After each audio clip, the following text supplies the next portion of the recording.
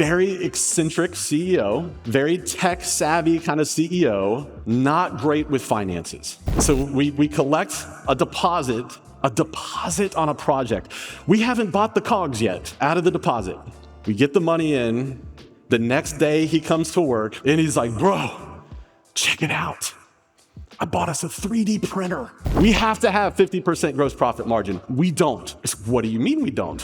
I said, well, look, we're in the 30s.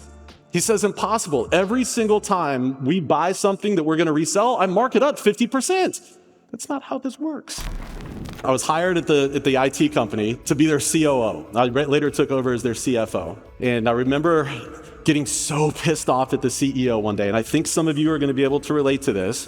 Very eccentric CEO, very tech savvy kind of CEO, not great with finances. And he was always spending money on what I thought were very frivolous things in the business. And he's never thinking about how much cash we need next week or next month. He's like, ooh, we've got $48,000 in the bank today. I'm gonna go to Amazon and buy a toy, right? Anybody work with clients that are like that, where the CEO, they see the cash in the bank, and then I'm over here as the COO/CFO, not being able to sleep at night because I know we can't make payroll in 4 days. And so I lose it one day.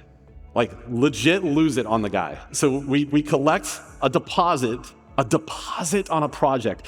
We haven't bought the cogs yet out of the deposit. We get the money in. The next day he comes to work and he's like, bro, check it out. I bought us a 3D printer. We don't do 3D printing.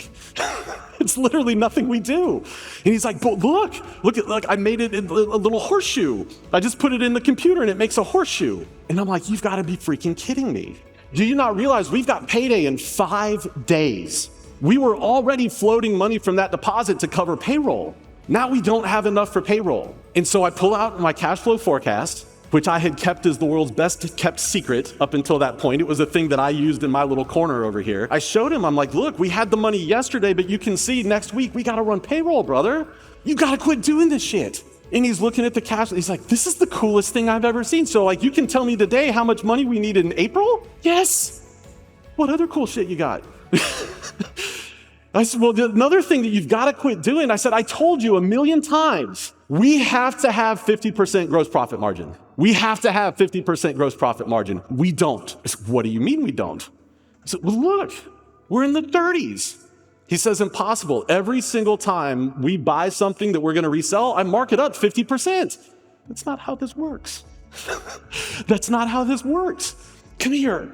And you guys know the dry erase board. I don't know if you guys ever seen me. I have a dry erase board, and I'm like showing him 50% markup, 33% margin. Oh, I need to mark it up more than 50% to get the 50% gross profit margin. Yes. I know how hard it can be to build a fractional CFO firm. We spend our entire careers learning the technical side of things, but not enough people talk about how to build a business around it. The work is hard, and I know that it can get lonely, and if we're not careful, we can end up losing our passion for the work, and ultimately we just burn out. For me, I realized that I needed 3 things in order to get my fractional CFO firm to the next level. I needed next level training from somebody who had been there and done that before to show me how to get my firm off the ground and how to scale it up. I needed to be around a community of other fractional CFOs that shared my energy and passion for the work. And third, every so often, I just needed a jolt of energy, a fresh spark to reignite my own passion for building a fractional CFO firm. If you're looking for that next level training, the amazing community, and that jolt of energy to get your fractional CFO firm unstuck and on a new trajectory, then I'd like to invite you to join our industry's only conference in the world, the 2025 CFO Accelerator Live, happening in Orlando, Florida, May 21st through 23rd, 2025. Over 3 days, you'll hear from me and some of the other most successful fractional CFO firm owners as we share the lessons that we've learned in building and scaling firms. You'll get to network and collaborate with hundreds of other fractional CFOs from all over the world, firm owners that serve every niche you can think of and with every type of firm business model you can imagine. You'll walk away from our 3 days together with a renewed passion and excitement to get you back to your office and start scaling your firm and your impact. Click the link below to grab your tickets. And here's my promise. The price shown in that link is the absolute lowest price we're gonna offer. If you wait,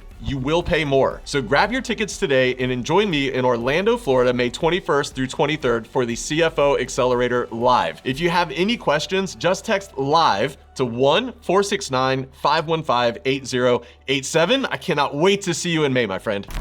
He returned the 3D printer. Thank you, Amazon, 30-day return policy. We did make horseshoes for the whole staff with the company logo on it. So we 3D printed the horseshoes, then he returns it. But then he starts bidding projects a little bit differently. He starts coming to me before he buys drones and 3D printers and all the other stuff that has nothing to do with an IT company. I forgot to tell you guys this, but this business was 3 years old and it had never had a profitable quarter in the 3 years since inception. There was a profitable month, a profitable month here and there, only due to timing from being on cash accounting, but there was never a profitable quarter. So he's made some changes, changed his behaviors, his actions, because he saw the cash flow forecast now. He understood just a little bit better the difference between markup and margin. And 2 months later, profitable month. Another month or two after that, no more drama over payroll, over paydays. The end of the next quarter, first profitable quarter in the company's history. Up to that point, he had a wealthy grandmother that was cash flowing the business. 40-year-old man having to go to grandma for money to float his business, devastating to him. It had to be. He had his first profitable quarter. Then we had a profitable year. Maybe this is the thing. We all think about the fact that 50% of small businesses fail in the first 5 years, 80% fail in the first 10 years. When you look at the data just a little bit more, you find out they're not normally failing because they're providing a bad product or a bad service. They're normally failing because they're making bad financial decisions. Every fractional CFO needs 3 things to be successful. You're gonna need a sound financial strategy for your clients. You're gonna need clients that are willing to listen and do the work, but you're also gonna need accurate and timely books. But if you're anything like me, you don't want your firm handling bookkeeping. You wanna stay focused on high-ticket advisory services, and that's why my firm uses Decimal. Decimal has built their entire company around providing world-class bookkeeping and financial operations while providing the best customer service and client communications that I've ever seen. Decimal handles everything from bookkeeping to AR and AP to payroll and invoicing. They even take care of taxes. If you value accurate and timely books for your clients, but you don't want to do it in-house, then I highly encourage you to check out Decimal. My firm trusts Decimal for our books, and we refer all of our clients to Decimal as well. Click the link in the description below to learn more. So I started looking for opportunities to do more stuff like this. How can I go back to that idea that I can make people better as a teacher through the lens of finance? So I start going to networking events, I start going to Chamber of Commerce events, and I'm starting to look for other business owners that are having problems. Then I realized people were willing to pay me for that. $50 sometimes. Then it was $100. Then it was $100 an hour. I got some more confidence. I said, I'm gonna do a thing. I created my first business, KFE Solutions. After a while, I started to see maybe the income from this could replace my job as a COO, CFO at the IT company. So I do what every guy does. I go to the bar with my buddy Jim. Now, my buddy Jim's about 10 years older than me. He's got an MBA from a big school. I really looked up to him. He's a very senior PR guy at a multi-billion-dollar public relations guy at a multi-billion-dollar shipbuilding company, Huntington Ingalls. And we're having a beer. And I'm telling him, I'm like, man, I think I can do this. And he says, sounds cool, Mike. Who the hell are you to start a consulting business though? Like, spent most of your career in the Navy cleaning oil.